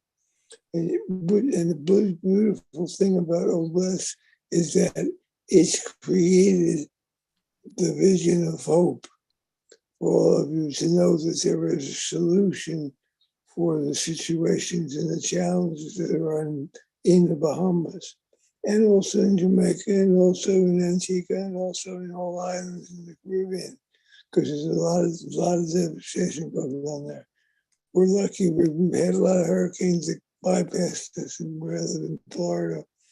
But you're doing a great job there, and I bless you all for what you're doing, and I hope that you grow and you grow and you grow, and we're all gonna come down there one day for Junkaloo. Do some calypso. Yes, I like the sound of that. Thank you, guys. I appreciate you all. Thank you, Brucey. Have a great birthday, brother. Thank you for those are 2 really good questions. So and great answers. You guys have made it my birthday beautiful. Thank you so much. We'll see you again next year, same time. But I'll be in Hawaii, sitting next to you, drinking a margarita or something. Man, we'll go to the Bahamas. We're gonna help them with this project. I think that's even better. That'd be all right. Beautiful, my beautiful sister Latoya. Unmute yourself, young lady. Let's hear what you got. Okay, so thank you so much, Chris. I appreciate the opportunity to speak today. And it gives me the chance to compound the value of what we're doing with Oblast and these many, many projects to help around the world. So the way that I see it is that not only are we making a huge impact within the community at the time of the disaster, but also imagine the work that is going to have to be done. People who will be hired to do all these things, to build the buildings, to come in and help people in the shelters, in these hurricane shelters. We'll be giving people who may have never had the opportunity to have really good jobs, well-paying jobs, learning how to do engineering and to do construction and to do, go to governments and, get information on code and on the code enforcements and things of that nature. It gives people an opportunity not only to just be safe and protected in these situations, but then once the crisis is over, people have jobs to go back to. People, they won't, lose everything because they don't work. There's nowhere for them to work. So not only are we helping people in the moment, we're also helping people going forward by, providing jobs and a boost for their, just their well-being and their way of life. And then also getting the opportunity to add all these amazing technologies from OnPassive. I know Ash is so excited about, these other products that will be coming out over the next, towards, for the end of the year into next year and going forward. I would not be surprised if many of those products had something to do with buildings. I think it was actually mentioned earlier on. The technologies within the buildings, the technologies for new buildings, and technologies to help refit some of the old structures that are already there that haven't been completely damaged, and making them safer for people for when it's time for them to come back to their homes. So that is one of the things that I appreciate about the opportunities to be part of these charitable activities is we are setting these communities up to prosper after disaster. And I think that's fantastic. Thank you. Wow, here comes Latoya. Here comes Latoya again. Thank you, Latoya. Latoya asked me the other day, and I'm honored, Chris, if anyone want me to help host the show or co-host. So guys, I listen, I already got a couple already put in line. Latoya is definitely one of them. If you need help on one of your webinars or your show for a co-host, Latoya's stepping up her game. She would like to participate and help out with anyone that's interested. Get back with me, or if you know Latoya, let her know, because this girl's ready to rock it out. So Latoya, thank you once again. All right, who's this guy, Jeff Pinder again? Come on, Jeff. I am sorry, my hand was lifted earlier. I want to drop an idea, and I'm not sure if this has been discussed before. It's in line with what we've been talking about. One of the challenges that I find in dealing with any storm, the aftermath of a storm, of flooding, or whatever the case is. In past, we've always had these issues with electricity, So I think in the Bahamas, I can speak for the Bahamas, we have 365 days of the year, and I would say 364 days of the year we get sunshine, all day, every day.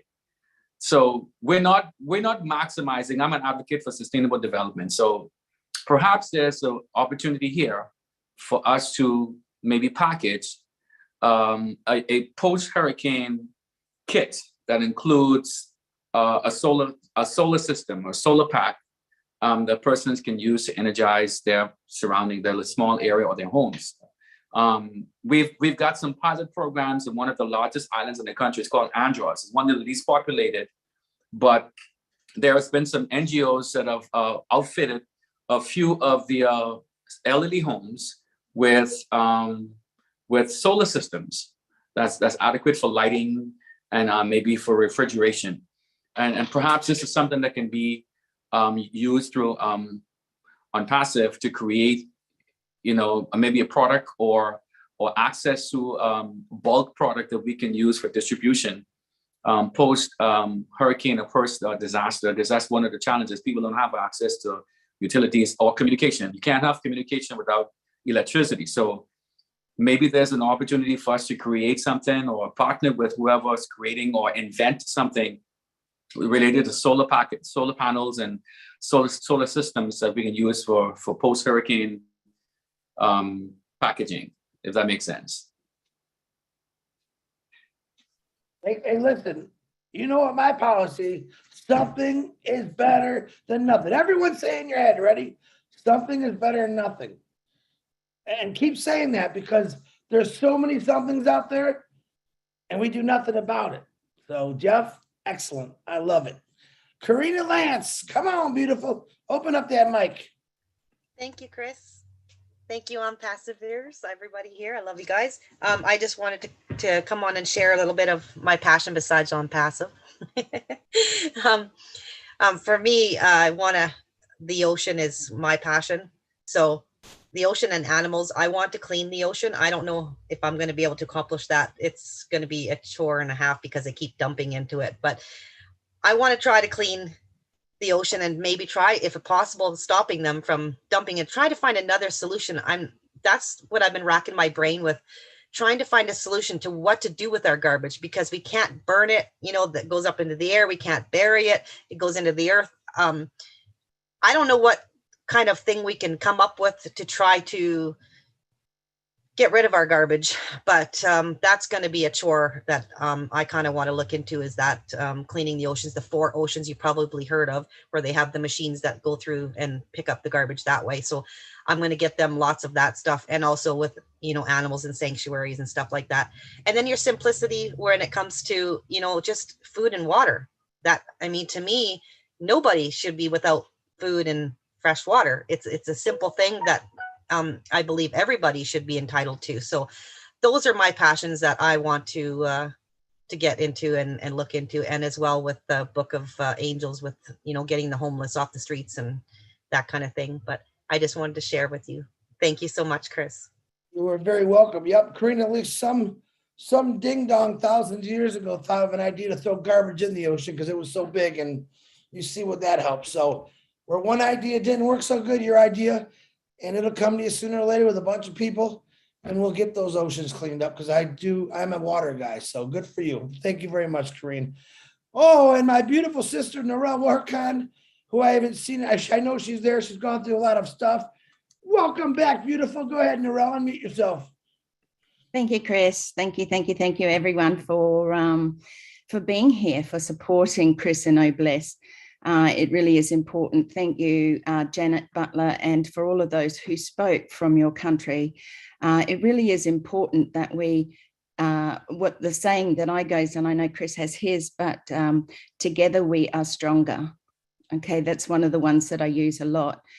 We've had a lot happen over here in Australia, not only bushfires, but we go through very cyclonic weather in our summertime. It's now winter over here.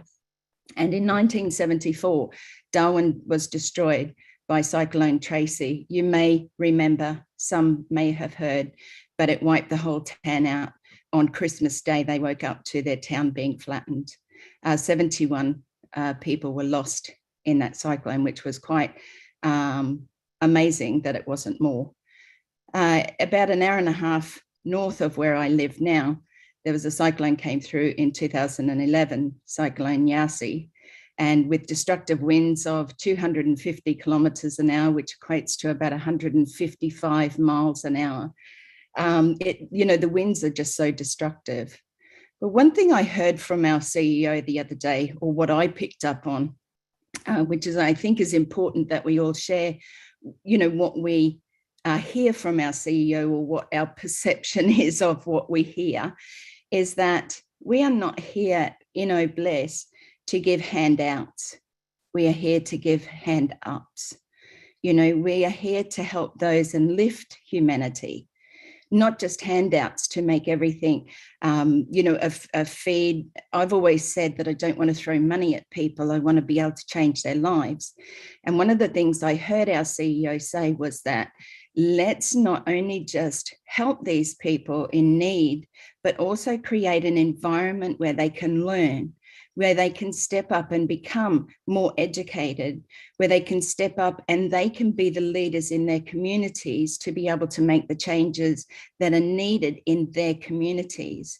It really is important that we understand that hand in hand, we are going to help so many countries, so many communities, so many of our neighbours, so many of our families.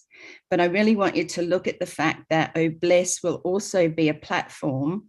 I think Ash said, look, we're always going to need people who are going to work in the supermarkets or, push the trolleys or pack things on shelves or wash our cars and things like that. And there will always be someone to do that. But for those who want to also reach halfway and step up, our children with education, we can't change our worlds unless we educate them as to what needs to be changed. If they've been living in society, their community, the way they have for so long, what do you think it's going to take to be able to change their mindset? Because mindset is huge here and it plays a big part with OBLESS, because we need to look at what it is that we need to change within their mindset that will help them sustain their community and sustain the changes that are going to happen in their world. So thank you, Chris, for allowing me to share. I just wanted to say that because I just felt really strongly with Ash the other day about changing and bringing those things about, with that mindset change, and also providing them that platform of, being more educated, with Academy and so much more. So I'm very excited, very blessed to be here. So thank you very much. And thank you everyone who shared today. Ralph, thank you. Welcome back. Glad to see you are always were strong to me, but nice to see you smiling. And once again, a lot of condolences to your family, Narelle. I know you went through a lot, but we're always here for you no matter what. And guys, if anything happens like that in your life, Narelle had some deaths in the family, don't feel obligated that you have to be here. Family's always first in my book. Send me a message and I'm going to put prayers out like you wouldn't believe for you. But remember this, family's first. And passive is wonderful. It's phenomenal. Yeah, it's going to be important. But man, family needs you no matter what. So just remember that. Narelle, thank you again. Appreciate you. Thank you, Chris. You're welcome. Ava, what's happening, my beautiful? Come on, open that microphone. Hello. Good morning, good afternoon, and good evening to all. I'm Ava from Bangladesh. In fact, I just wanted to share with you all that I got interested in ministry work since I was in the Middle East.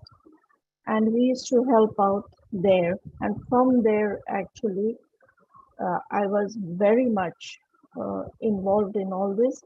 But when I came back to my own country in Bangladesh, I've seen the poverty, I've seen the things, really it's heartbreaking to see them. So especially during the floods that we have out here, the natural disasters, I mean, there's no fresh water, no drinking water as such. And it is really painful to see all this. So we need something. I don't know what. On my own, I can do nothing. But I know collectively, and there are many Bangladeshis out on passive as well, that they might come forward and help. So in my own small ways, whatever I can do, I try in order to help these people that are out in the streets. Like if I can provide them a meal, I do it. I do that. But like I always also said, it's not you give a man fish to eat, but teach him how to fish. If we can make provisions for them to do that and educate them, I think we can go a very long way. And because of this. From the very onset, I was quite interested in joining OBLES because I know there are like-minded people out here. I may not be so articulate to say much, but this is what I strongly feel, that we all together can help lift humanity. Thank you.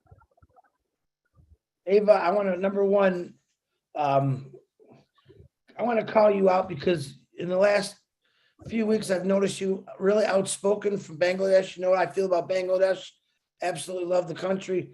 Got a lot of friends over there. I have left Bangladesh because I know they're strong and they're doing it on their own. And I'm glad, Ava, that you have brought yourself out.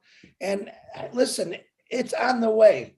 Help is on the way for every issue that's out there. Can we fix it right away? No, it's going to take a little time, Ava. But I promise you, my promise, that we'll get whatever they need over there when it comes to the flooding and the storms, whatever it is, OBLES is going to be there. And you got my word on that, Ava. Thank you for coming out. And I consider you once again, another rose that we pulled out of that weedy garden. So Ava, thank you very much. Thank you. Thank you. You're welcome. All right, Brian, do you have your hand up or did I just forget to take it down, Brian?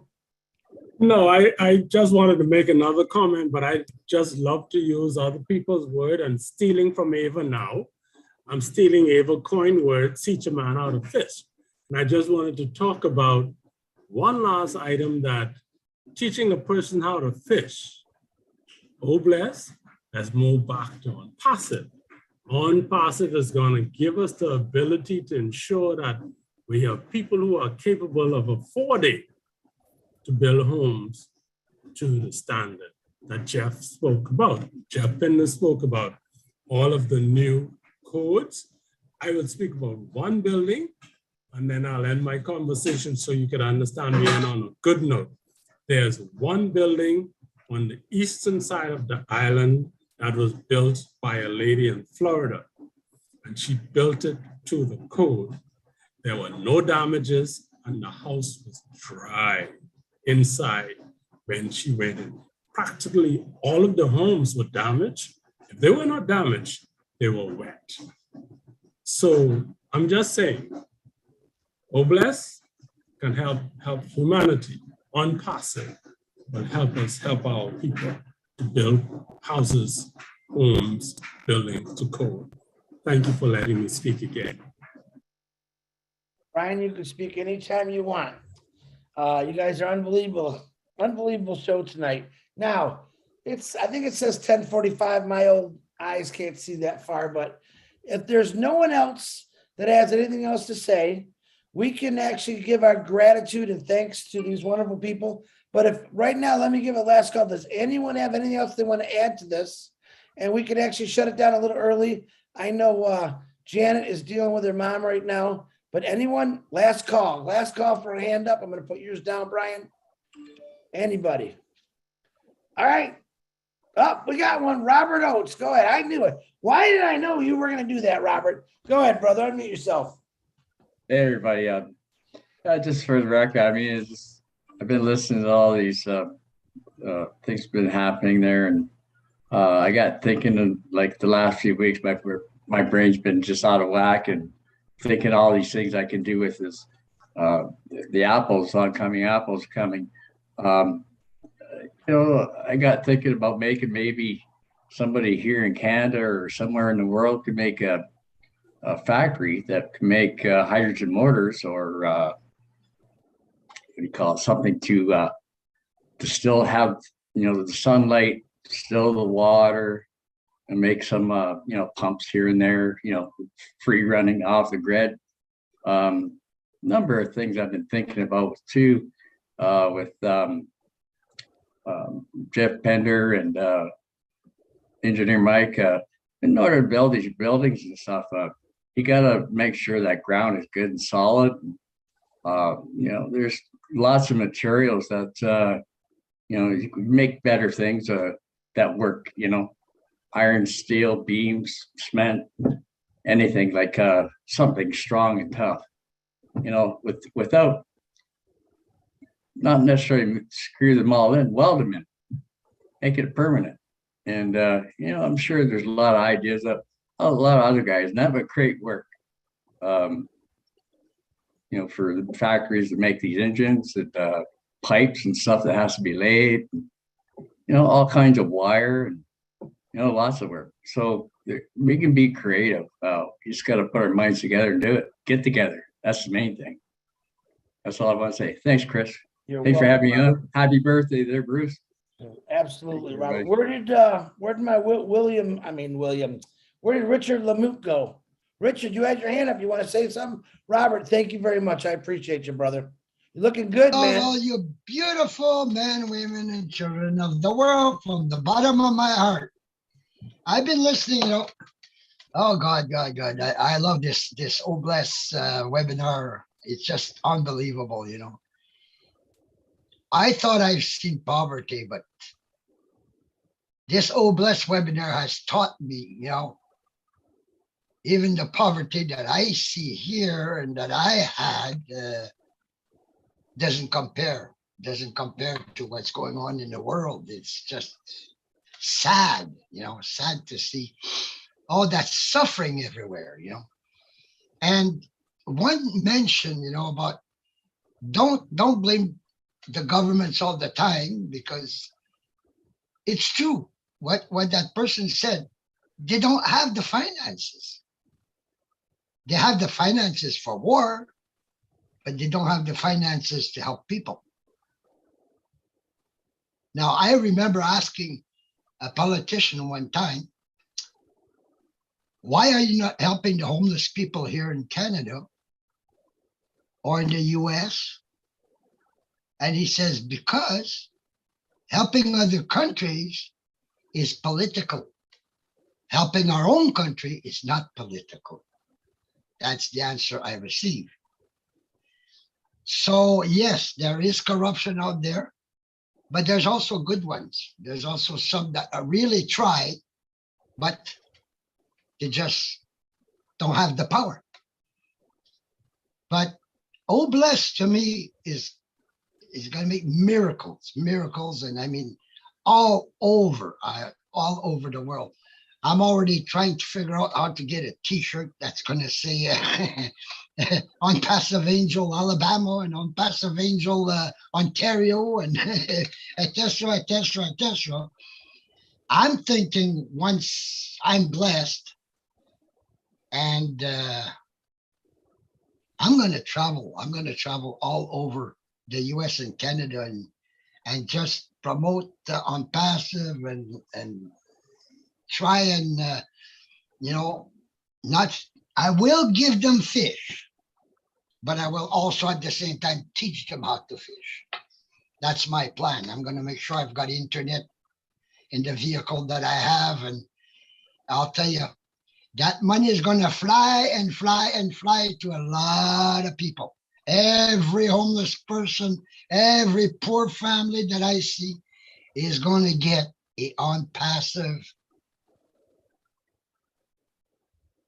commission position. I'm still trying to talk with an accountant how to fix it, but he's scratching his head too, because he says this is too big. I mean, the man is an accountant, and he says this is so huge.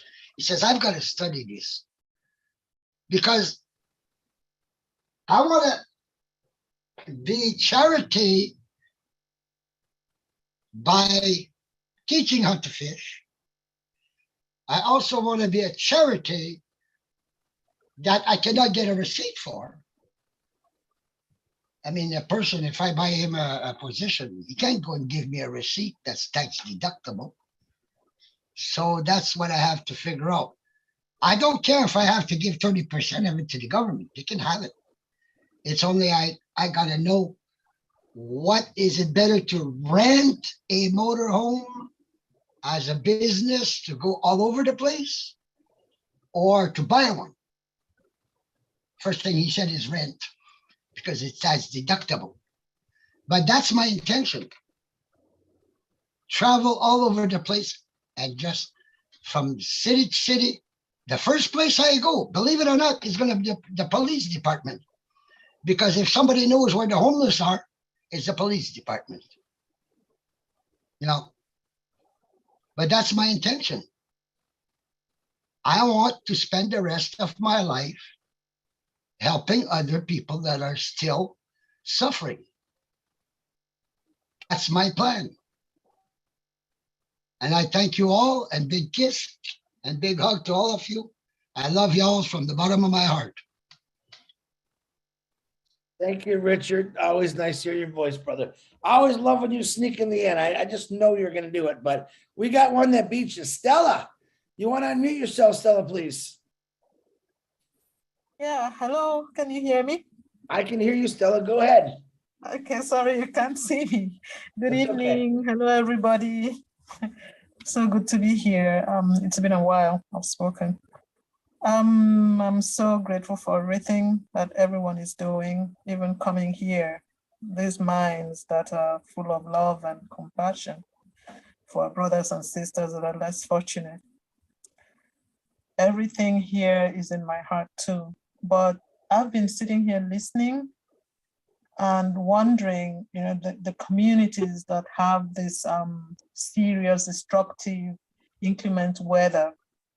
And I'm wondering, is it possible to stop the destruction from happening by building better houses, maybe building walls? I don't know, you know, really solid concrete stone walls around communities and building homes in a different way. I know that when a home is cylindrical, if the walls are round, you know, rather than these rectangular buildings, if they are round, the wind or tornado, whatever, would hit it and go round. It would pass it, it would not pass through it.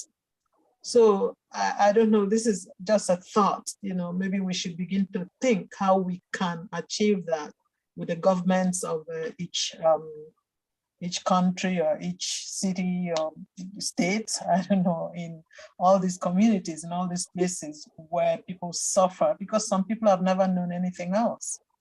Some people who were living well, who had it all, suddenly have become, you know, have had nothing because of this. So is there a way we can stop it? Is there a way we can at least do something to stop this weather from destroying hard-earned, you know, achievements of people, so that people don't have to run out of their cities, people won't be hurt, people don't have to lose anything.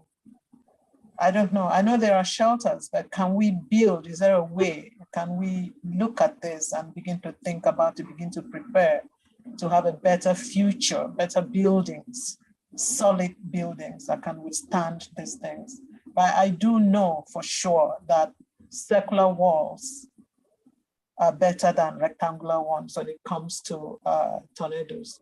And then when it comes to floods, I think that building walls, solid walls, real solid walls around communities would help.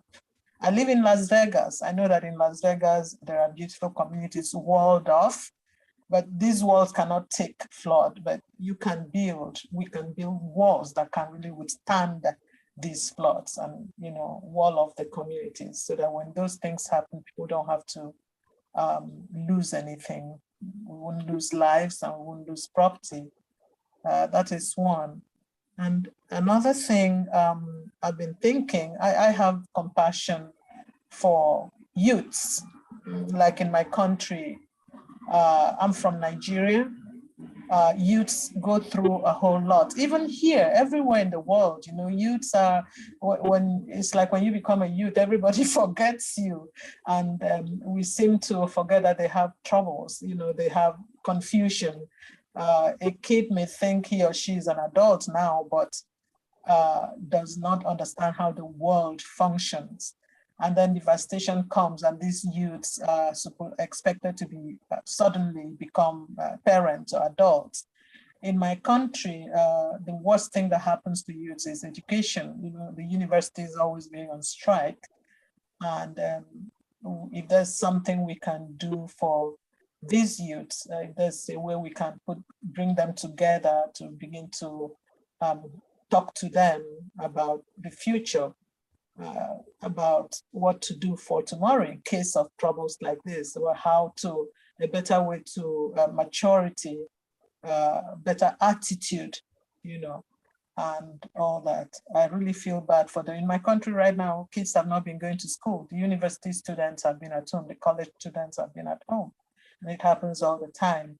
I have a number of them that I care about so much, and I encourage them to go online. There's a lot of free education online, and some of them listened and are doing something while they're waiting for ASU. That's the body of university teachers, lecturers, to call off the strike so they can go back to school. So let's please remember the youths, even as much as we remember the homeless and the you know, all the less fortunate in our midst.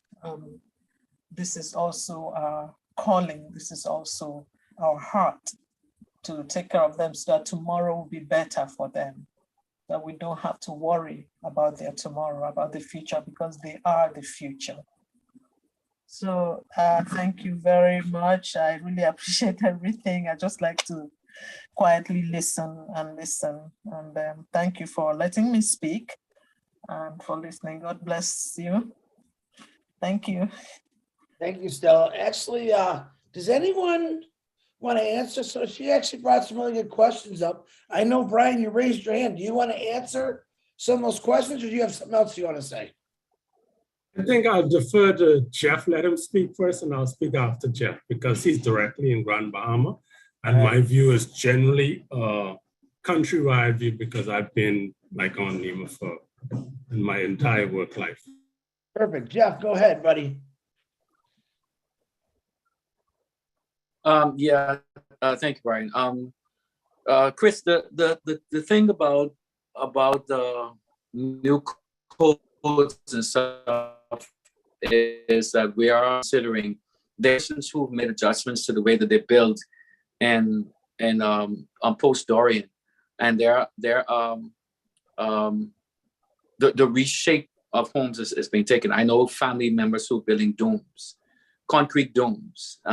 There's a wind factor that impacts a lot of the homes. One of the other consideration is people aren't building their homes with this big overhang anymore. The soffits are not as wide as they used to be. So regards to the water, even though we are coastal, the challenge is climate change, global warming. We have to anticipate the impacts of global warming because that's going to definitely, we don't have control of that. So the way that you mitigate that is by adjusting the construction methods, which is correct. Two methods are being considered widely is the idea of building your first floor 6 feet above ground, so that if there's a washout, the ground floor, water passes underneath the foundation or the ground floor of your house. The other consideration is, of course, to build your house cylindrical instead of building it rectangular, you build it round.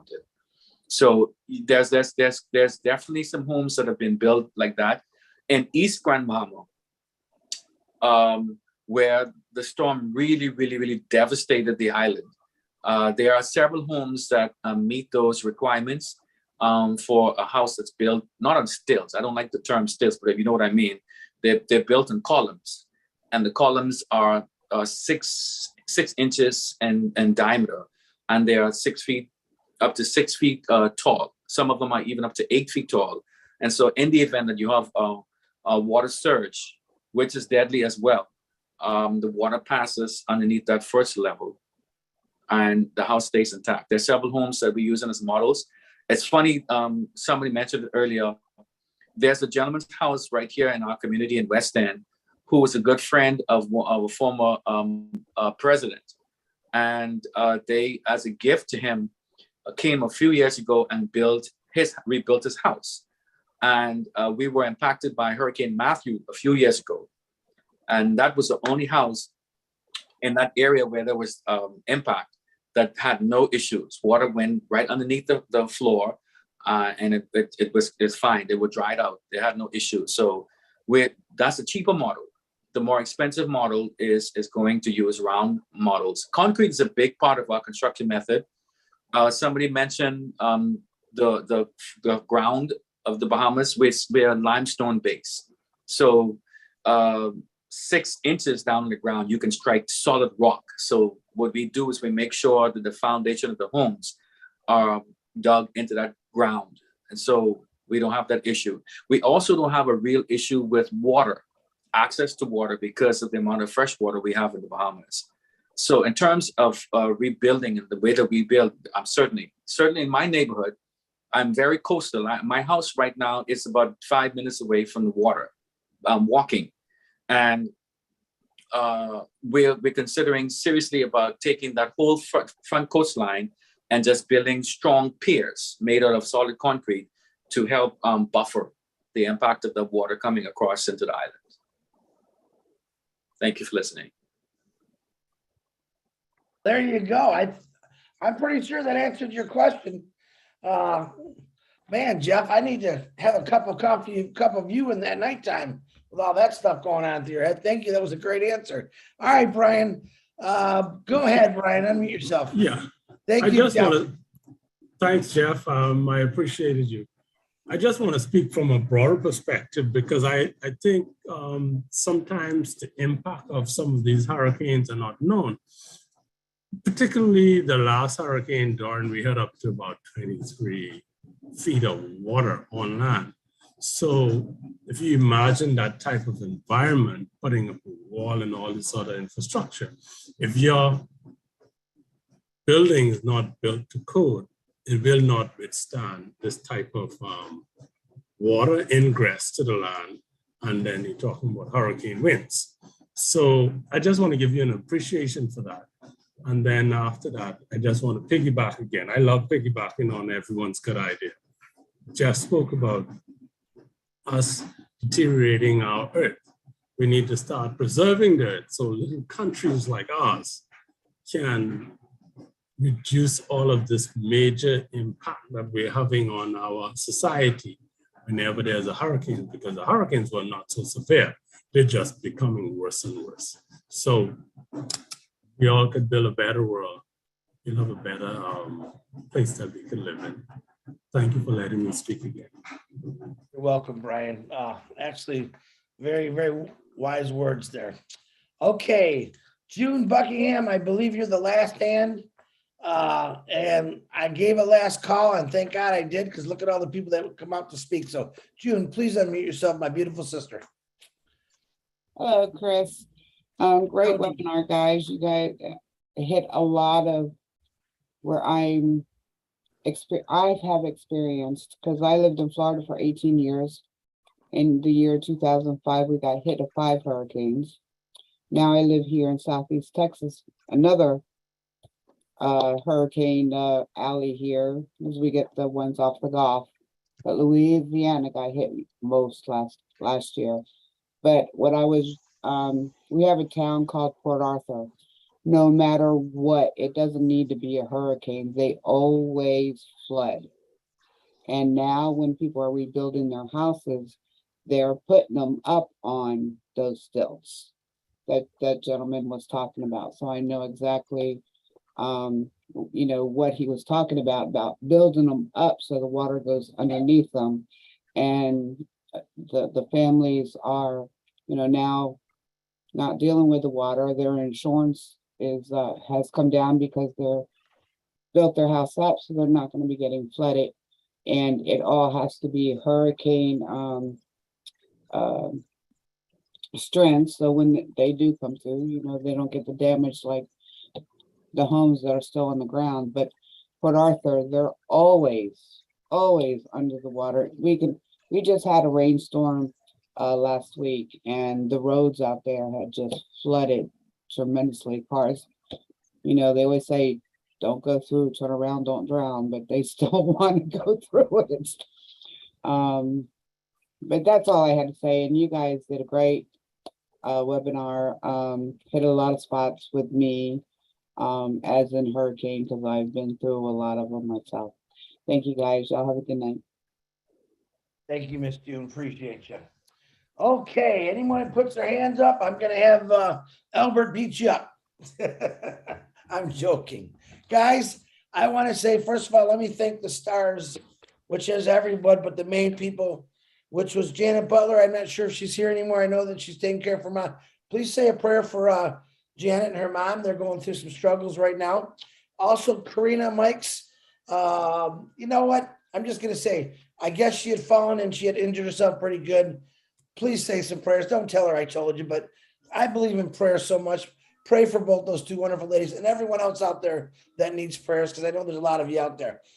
Miss Alicia, Mr. Jeff, Mr. Albert, Raphael, Miss Mercelin,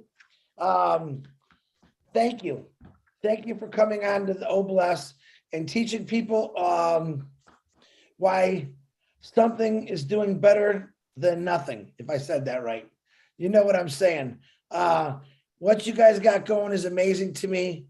Keep it up. I'm going to say, like I say every week, is, hey, Bahamas, OBLES and Impassive, we're coming to help. And that goes for every other country that needs help. I believe it's going to be strong and beautiful, because I'm looking at people from different cultures, colors, genders, races. I mean, we got it all.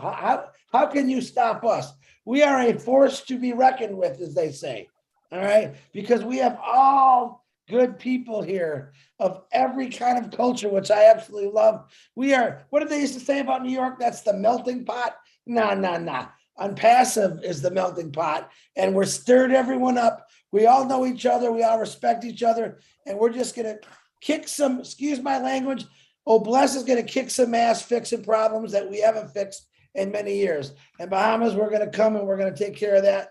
Bangladesh, Africa, wherever your need, we're going to be there. And I promise you that it's going to help because of you guys. So thank you from the bottom of my heart. Daryl Cook, once again, thank you for taking the notes. I know he went to bed a long time ago. I'm betting on it. Julie Wendt, thank you for co-hosting and running the show.